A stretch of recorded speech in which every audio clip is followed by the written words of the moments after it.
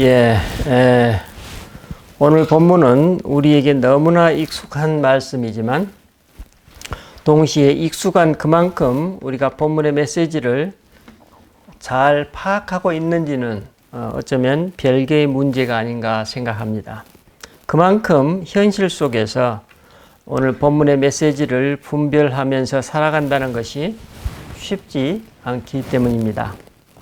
본문에 따르면 예수님은 성령에 이끌려서 40일 동안 광야에서 지내셨는데 아마도 그 와중에 예수님이 경험하셨던 영적 시험을 오늘 우리에게 지금 소개하고 있습니다. 본문에 드러난 이 세 가지 시험은 첫 번째로 배가 줄이신 예수님께 당신이 만일 하나님의 아들이거든 이 돌들이 떡덩이가 되게 해보라고 마귀가 도전합니다.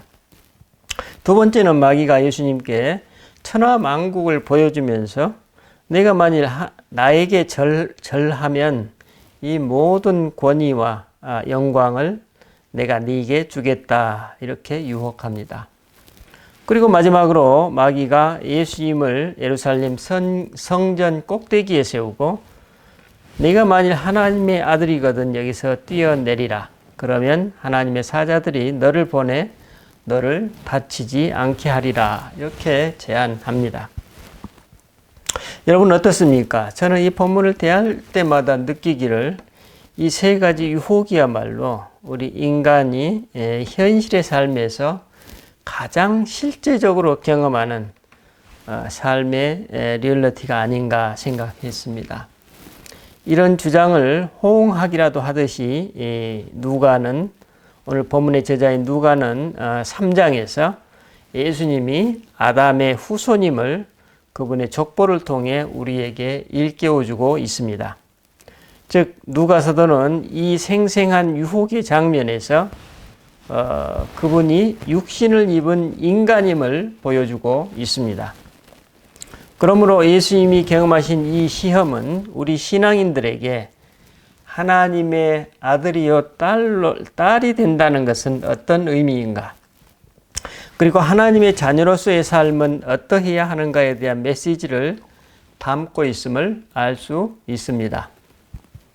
동시에 이 시험은 하나님의 아들이요 딸로서의 진정한 표징이 무엇인지 또 그분의 자녀들이 개인적으로 직면하게 될 필연적 시험의 내용은 무엇인지 일깨워주고 있습니다. 애굽에서 탈출한 이스라엘 백성들이 광야에서 경험했듯이 마귀의 목소리는 예수님 안에서 일어나는 일련의 생각들 속으로 파고들어서 등장하고 있습니다. 그의 소리는 이치에 맞고 그럴듯하고 매력적이며 상당히 설득력이 있습니다. 마귀는 먼저 굶주린 예수님께 속삭입니다. 하나님은 사랑하는 이들이 굶어 죽기를 바라지 않으신다. 그렇지 않겠는가? 이렇게 말하죠. 참으로 맞는 말입니다. 아주 그럴싸하게 들립니다.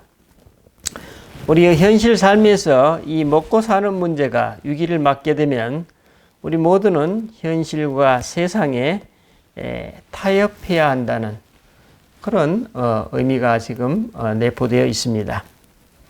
하지만 여기에서의 오류는 무엇입니까? 우리가 돌을 돌로 보고 떡을 떡으로 보아야 할 때 돌을 떡을 돌로 보는 오류입니다. 이처럼 우리가 현실과 이상의 괴리감으로 힘들어하고 있을 때 마귀는 바로 이때를 놓치지 않고 그 틈새를 파고듭니다. 예수님 당시 바리새인들을 예로 들자면 예수님과 그분의 가르침 그리고 그분의 사역을 보고 그들은 그리스도의 현존을 보아야 할 텐데 그들은 예수님을 제거해야 될 정적으로 보았습니다. 왜냐하면 예수님이 이스라엘의 지도자로 부상하면 자신들의 먹고 사는 문제가 위태로워지리라고 생각했기 때문입니다. 그래서 그들은 자신들이 먹어야 될 진짜 떡을 돌로 보아버렸던 것입니다. 그래서 예수님은 사람이 입으로 먹을 떡으로만 살 것이 아니요 하나님의 말씀으로 살 것이니라 라고 웅수하셨습니다. 이제 우리가 먹는 문제의 유혹에서 벗어나면 더 그럴듯하고 고상한 유혹이 기다리고 있습니다. 마귀가 예수님의 권능을 자극합니다. 당신이 세상의 주관자가 되는 것이 하나님의 뜻이라면 한 걸음에 내달리지 않을 이유가 뭔가? 매우 그럴싸한 제안입니다. 여러분, 인간이 영적으로 고양되면 그 사람은 순식간에 그 높은 곳에서 인간과 세상을 조망하여 내려다볼 수 있는 영적인 눈을 경험하게 됩니다. 이전에는 보지 못했던 것을 보고 듣지 못했던 것을 듣고 감각하지 못했던 것을 느끼게 됩니다. 하지만 그 사람의 고양된 의식과 감각은 순간에 조작된 세계와 참된 리얼리티에 대한 분별의 혼란을 겪게 됩니다. 그는 자신도 모르게 조작된 세계 속의 주인공이 되어서 사람들과 세상을 내려다보게 됩니다. 그는 이미 권력 그 자체를 숭배하고 그 안에 안주하고 있는 것입니다. 제가 이 구절을 대할 때마다 제가 그 예전에 신학교를 막 졸업하고 상당히 오랜 기간 동안 기도했던 경험이 기억나곤 합니다. 기도 중 어느 날 하나님 앞에서 제 자신과 제 삶의 이슈들을 정면으로 다루면서 저는 순간 말로 표현할 수 없는 자유로움을 경험하고 있었습니다. 그래서 이 고양된 영적 체험을 통해 제 자신과 세상에 대한 이해와 그 폭과 깊이가 확실히 예전과 달라졌음을 느끼게 되었습니다. 인간과 현실적 삶의 많은 문제의 원인이 어디에 있는지, 그런 문제들을 근원적으로 해결하려면 무엇을 어떻게 다루어야 하는지 등등의 질문들이 제 안에서 마치 해소되듯이 느껴졌습니다. 그리고 어느 날 저는 제 내리에서 큰 교회의 목회자가 되어서 당시 제가 깨달았던 그 영적 원리를 설교하고 있는 모습이 그냥 제 안에서 저절로 펼쳐지고 있었습니다. 그것은 상상 그 자체만으로도 저에게 큰 즐거움을 가져다 주었습니다. 그런데 그 설교의 내용은 명쾌한 영적 원리를 빌어서 누군가를 비난하는 내용이었습니다. 바로 그날 오후부터 저는 원인을 알 수 없는 깊은 공허감의 나락으로 떨어지게 되었습니다. 그 공허감이 어찌나 깊든지 제 혼자 힘으로서는 도저히 견딜 수 없을 정도였습니다. 그리고 순간 이전까지의 그 영적 고향감은 온데간도 없이 사라져 버렸습니다. 나중에 성찰을 해서 이제 분별해 보니 저는 당시 악한 영의 유혹에 완전히 넘어갔던 것입니다. 우리가 영적으로 고양된 상태일수록 악한 영은 더욱 교묘하게 우리를 유혹합니다. 이에 넘어가면 우리는 하나님을 섬긴다면서 악한 영에 충성하게 됩니다. 이처럼 우리는 하나님께서 주신 영적 분별력을 가지고 악한 영을 섬기는 어처구니 없는 일도 할 수 있습니다. 이런 유혹은 종교인들이 종종 경험하는 유혹이지만 세상에서 현실적인 삶을 살아가고 있는 성도들이 경험하는 것은 어쩌면 더 현실적으로 또 피부에 와닿는 영역에서의 유혹이기 때문에 이것을 극복하는 것 또한 굉장히 쉽지 않을 것으로 생각됩니다. 현실 세계에서 하나님을 섬기기 위한 방편으로서 지도자가 되는 것과 권력과 주의 그 자체가 목적이 되어서 결국 권력이라는 우상을 섬기기 위해 지도자가 되는 것은 완전히 다르다고 볼 수 있을 것입니다. 우리 삶의 목적이 하나님이 아니라 권력과 지위 그 자체가 되어버리면 현실과의 타협은 지극히 자연스럽고 불가피한 선택이 되어버릴 것입니다. 그래서 결국은 권력이라는 우상을 섬기게 됩니다. 우리는 과거의 역사에서 권력이라는 우상을 섬겼던 지도자들의 만료가 어떻게 되었는지 잘 알고 있습니다. 우상으로서의 권력은 그 자체의 모순으로 인해 서로가 서로에게 파멸을 가져오는 악순환이 반복되게 됩니다. 국가와 국가 간의 관계도 마찬가지입니다. 서로가 서로에게 패권만을 추구하면 결국 전쟁과 전쟁의 악순환만이 지속될 것입니다. 이건 누가 가장 좋아하는 것입니까? 악한 영이 가장 좋아하는 상태입니다. 마귀는 이제 예수님을 성전 꼭대기에 세우면서 당신이 진짜 하나님의 아들이면 여기서 뛰어내린다 해도 하나님이 당신을 구원해 주시지 않겠느냐고 예수님께 도전을 줍니다. 당신이 메시아라면 당신의 그 출중한 능력으로 그것을 입증해야 되지 않겠느냐는 도전입니다. 하지만 예수님은 주 너의 하나님을 시험하지 말라며 마귀의 유혹을 거부하십니다. 예수님은 치유사역을 통한 당신의 권능은 다른 사람들의 생명을 위한 것이지 값싼 묘기가 아님을 가르쳐 주십니다. 즉 하나님 아들로서의 예수님 지위는 겸손과 섬김을 통해 이 세상에 없는 사랑을 드러내는 것임을 알 수 있습니다. 오늘 우리 성도들의 삶도 마찬가지입니다. 물론 우리는 육신을 입은 인간들이기에 우리의 한계 상황에서 하나님의 각별한 손길을 간구합니다. 하지만 내가 하나님의 자녀이니 이적이 아니면 별 의미가 없다는 류의 생각, 혹은 이적을 구해야만 믿음의 사람이라는 생각, 혹은 내가 간구한 내용이 응답받았는지의 여부에 따라서 내 믿음의 진정성이 검증된다는 생각, 이런 류의 생각은 복음의 본질을 소홀히 할 위험이 있다고 볼 수 있습니다. 우리 신앙인에게 보다 근본적이고 근원적인 복음은 내가 그리스도의 몸으로서 살아가는 특권 그 자체일 것입니다. 나의 실존과 일상의 삶이 이처럼 그리스도의 영과 함께 살아가는 것, 그 자체가 가장 큰 이적이고 표징일 것입니다. 누가 그러셨나요? 예수님이 그렇게 사셨듯이 그렇습니다.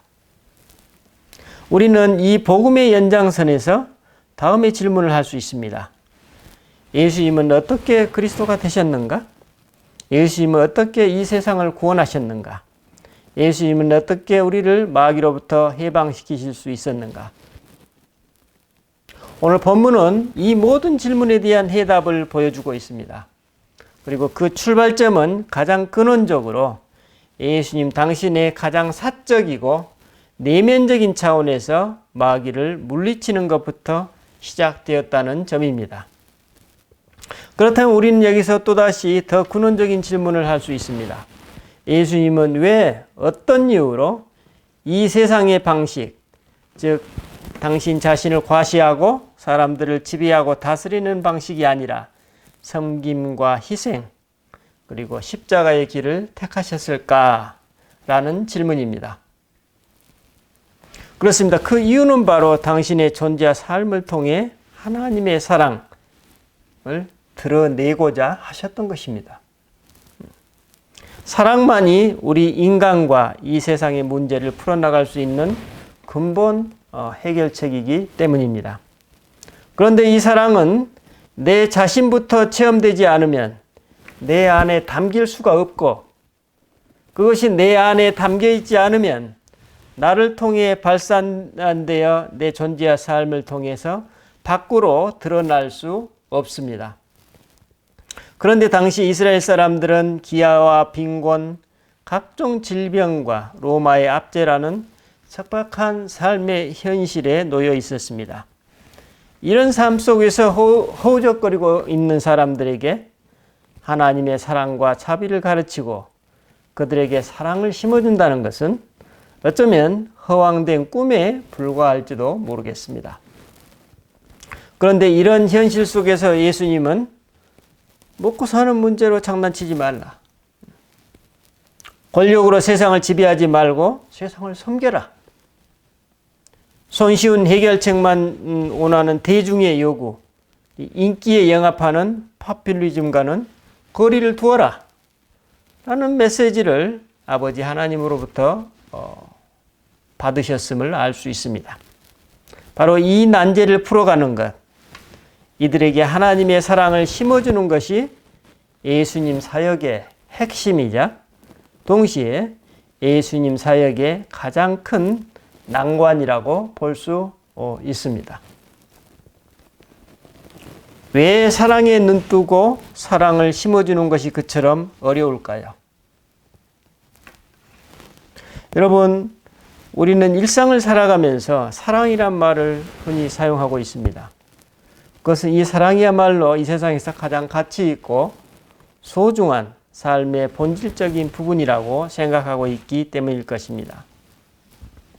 그래서 우리는 말합니다. 다 소용없고 사랑만 할 수 있다면 나머지 모든 것은 괜찮다는 이상적인 상황을 꿈꾸기도 합니다. 그런데 사랑을 소유하고 사랑을 베풀고 그 사랑을 받아들이는 이슈는 생각보다 훨씬 복잡하고 불가사의한 측면이 있음을 알 수 있습니다. 예를 들자면 우리는 무조건적인 사랑을 누구에게나 베풀고자 합니다.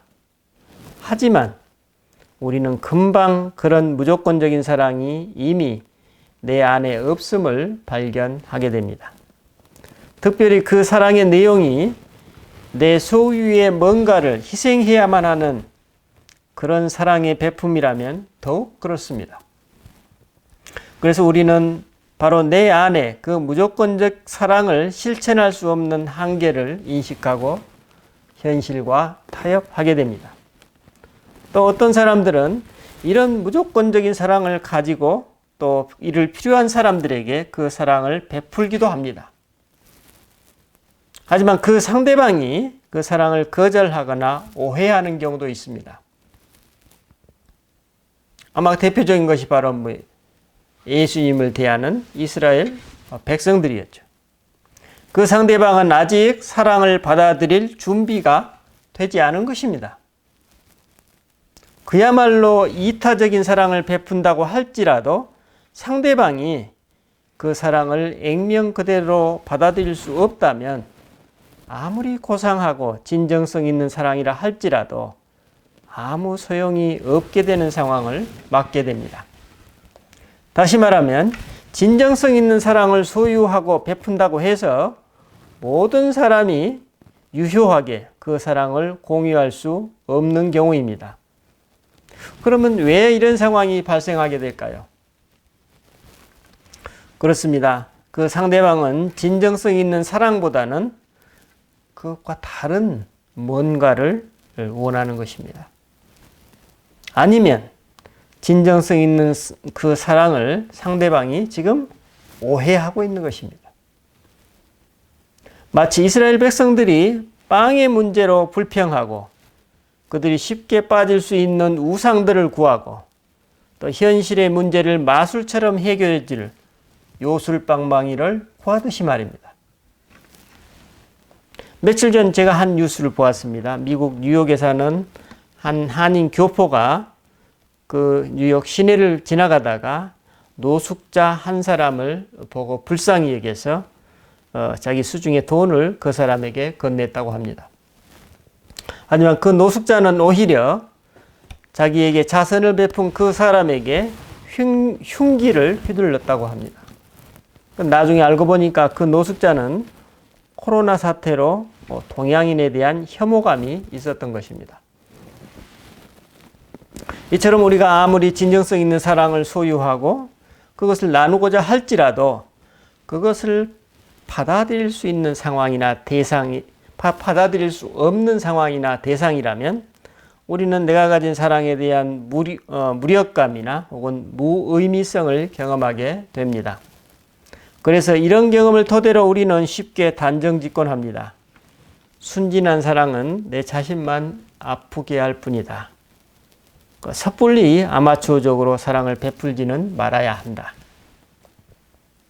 저는 방금 전 말씀드린 그 뉴스를 보고 선의로 사랑을 베풀고자 했지만 오히려 그 상대방에게 유해를 당했던 그 교포가 몹시 걱정되었습니다.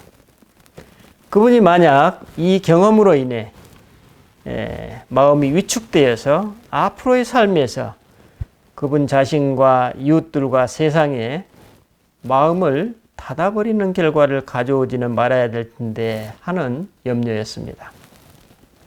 만약 그분이 이처럼 위축되어 버린다면 그분은 이전보다도 훨씬 하나님의 사랑에 마음을 열지 못할 것이기 때문입니다. 여러분, 우리 모두는 바로 이런 질문에 대해 나도 모르게 반응하고 응답하며 살아가고 있습니다. 이런 체험을 하고 있는 우리들에게 하나님께서는 어떻게 응답하실까요? 우리는 과연 사랑이라는 이상과 차가운 현실의 격차를 어떻게 받아들이고 어떻게 풀어나갈 수 있을까요? 해답은 아주 단순합니다. 바로 그렇기에 우리는 세상과 하나님께 마음을 열지 못하고 있는 사람들을 향해 더욱 사랑을 나누어야 합니다. 사랑을 사랑으로 보지 못하는 사람들, 아니 사랑을 오해하는 사람들, 또 알량한 사랑은 필요 없다는 사람들, 내 자신이 원하는 사랑만을 고집하는 사람들, 혹은 손에 잡히는 가시적인 것들만을 추구하는 사람들, 그들이 그렇기에 그들에게 더욱더 조건 없는 진정성 있는 사랑이 필요하다는 우리 삶의 실제입니다.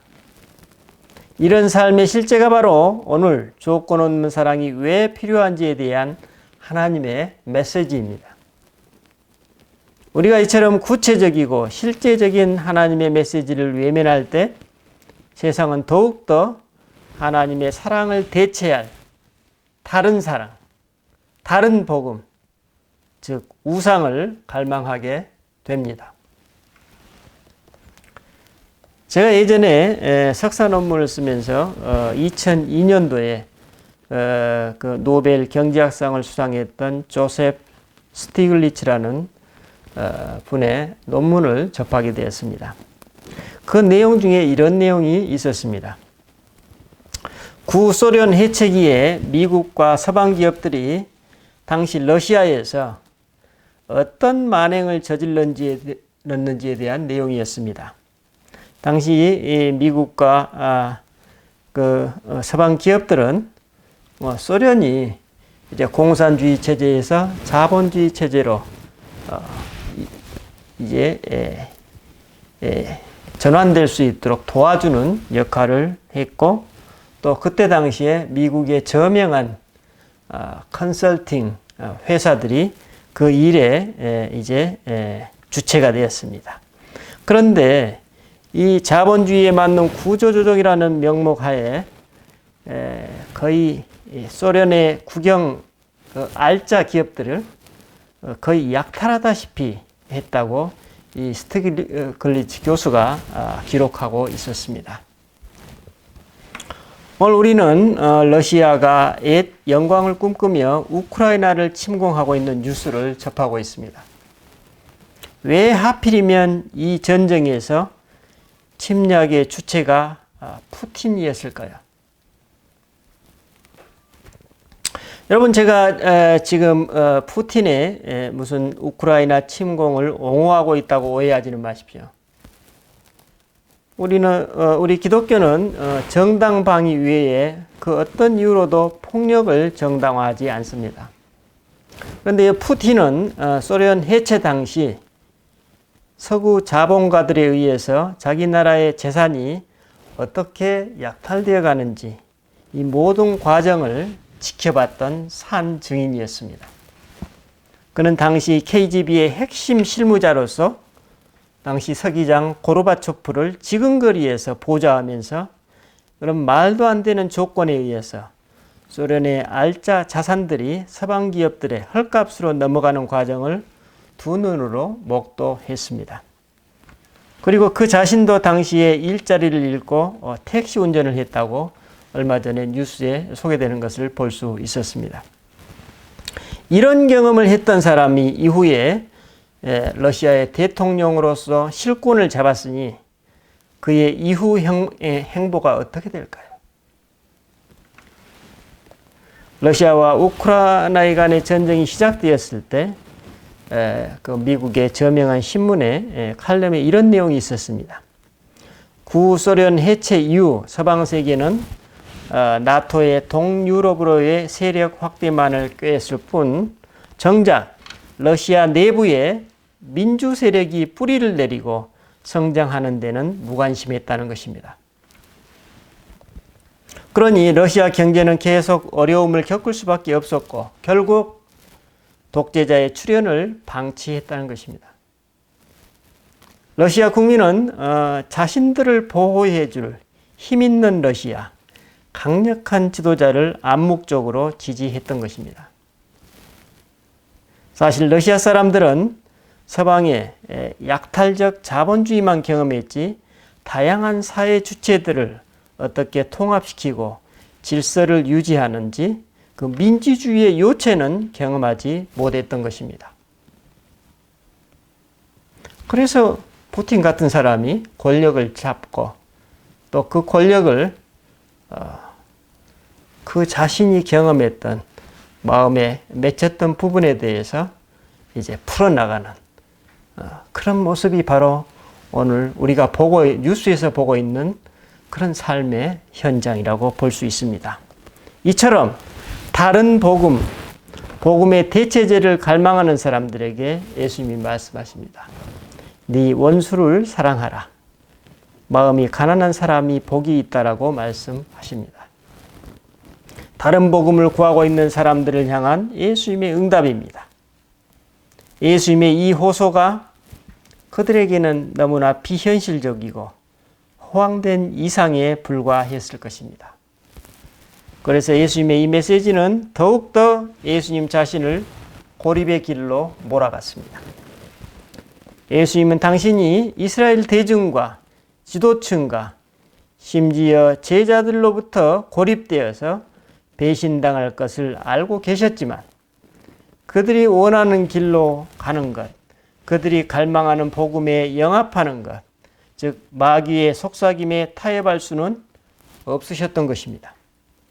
여러분, 오늘 본문을 통해 예수님은 당신의 조상들은 광야길에서 마귀의 이 유혹에 실패했지만 여러분은 더 이상 그렇게 살아서는 안 됩니다 라고 상기시켜주고 계십니다. 여러분, 우리 신앙인은 예수님이 가셨던 이 길로 초대받은 사람들입니다. 오늘 두 번째 본문은 바로 이 냉혹한 현실을 살아가고 있는 예수님과 베드로 사도의 대화를 기록하고 있습니다. 여기서 예수님은 당신이 예루살렘에서 장로들과 대제사장들과 서기관들에게 많은 고난을 받고 죽임을 당하고 제3일에 살아날 것이라고 예고하십니다. 이에 베드로 사도가 예수님을 붙들고 항변하게 됩니다. 주여 그리하지 마옵소서. 그 일이 결코 죽게 미치지 아니하리이다. 이에 예수님이 돌이키시며 베드로에게 답변하십니다. 사탄아, 내 뒤로 물러가라. 너는 나를 넘어지게 하는 자로다. 내가 하나님의 일을 생각하지 아니하고 도리어 사람의 일을 생각하는도다. 여러분, 예수님의 이 주상 같은 명령이 바로 오늘 일상에서 현실 타협이라는 유혹을 마주하고 있는 우리들에게 주시는 하나님의 응답입니다. 기도하십시다. 주님, 우리는 참으로 광야와 같은 길을 매일 일상에서 걸어갑니다. 그래서 우리는 그 광야 속에서 때로 돌을 떡으로 보고 싶은 유혹을 경험합니다. 혹은 진짜 떡을 돌로 보려는 그런 무감각을 보이기도 합니다. 주님, 또 우리는 이 경쟁사회 속에서 경쟁 그 자체가 목적이 되어서 누군가를 누르는 지배자로서의 삶을 살고자 하지, 정말 내가 그 조직을 섬기려고 하고 있는 사람이 얼마나 되는지요. 주님, 또한 우리는 삶의 숱한 어려움 가운데 현실적인 삶의 문제에서 진정 내 자신의 근원적인 문제 해결보다는 손쉬운 해결책만을 찾고 있지 않는지요. 주님, 이 사순절이 시작되는 이 시기에 우리 자신을 돌아보게 됩니다. 주님, 우리가 주님께서 왜 그러한 길을 가실 수밖에 없었는지 진지하게 이해하고 깨달을 수 있도록 도와주십시오. 그건 바로 우리들의 그 완고함과 무감각함, 우리들의 그 영적인 무능, 그러한 모습 때문에 바로 예수님께서 그처럼 무기력하게, 그처럼 허무맹랑한 이상주의를 가지고 그 자신을, 당신 자신을 내주실 수밖에 없었던 그 사랑이었음을 이 시간 발견하오니, 주님, 우리가 그 사랑을 깊게 가슴을 품는 자들이 되게 하시고, 그리고 그러한 우리들을 주님께서 사용하여 주십시오. 감사드리고 우리 주 예수 그리스도 이름으로 기도드립니다. 아멘.